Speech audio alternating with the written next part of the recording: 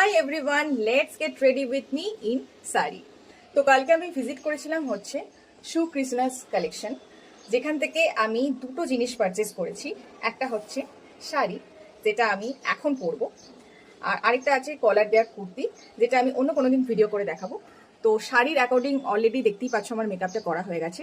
তো চলো শাড়িটা পরে আসি। তো দেখতেই পাচ্ছ শাড়িটা ছিল হচ্ছে একটা শিফনের শাড়ি। এতটাই সফট ছিল যে যারা শাড়ি হ্যান্ডেল করতে পারো না তারা, কি বলবো, তোমাদের জন্যই এই শাড়িটা। দেখে নাও ভালো করে, যেরকম দেখতে সুন্দর সেরকম হালকা একটা শাড়ি। প্লাস তোমরা গরমেও পরে কোনো রকম হেজিটেট ফিল করবে না, আবার ক্যারিও করতে পারবে ইজিলি। তো তোমরা যদি কেউ শাড়িটা কিনতে চাও, আমার ভিডিওর ক্যাপশনে সমস্ত ডিটেলস কিন্তু বুটিকের দেয়া থাকবে, তোমরা কিন্তু ডিরেক্টলি গিয়ে কোয়ারি করতে পারো। ওকে, এবার শাড়িটা যখন এতটাই মিষ্টি, তখন জুয়েলারিও তো মিষ্টি হতে হবে, তাই না?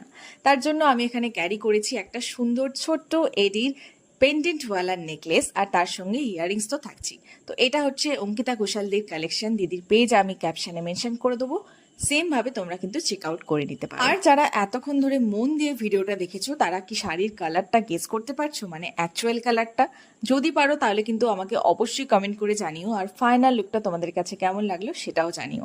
ভালো লাগলে অবশ্যই একটা করে শেয়ার করে দিও। কোলাবের জন্য আমাকে কিন্তু কন্ট্যাক্ট করতে পারো। তো চলো, দেখা হবে আমার নেক্সট কোনো ভিডিওতে। ততক্ষণ সবাই ভালো থেকো, টাটা।